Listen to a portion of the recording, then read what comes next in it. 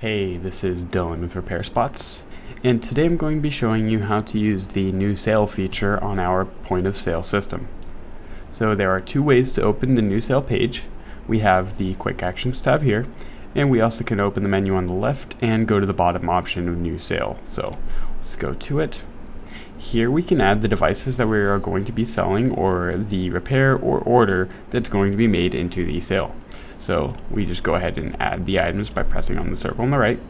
We can add or subtract the amount of that item that is going to be sold, change whether or not it's a taxable item, or completely change the price if needed.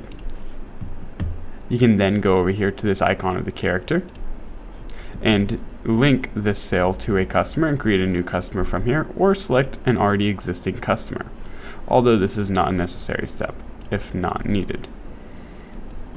You can also create a new item to be sold, and this will quickly add an item to inventory if you like by selecting the square, or it can just be to this sale alone. You can add the product name, the sale price to the customer, and the cost that it costed you to get the item into your inventory. We then have the total amount after tax right here at the bottom, and we also can scroll down to see the discount on the sale, or enable the Square integration if you're going to be using it or not. Here you will select the payment method of which the customer chooses. Here we'll just use cash as an example. Turn off Square.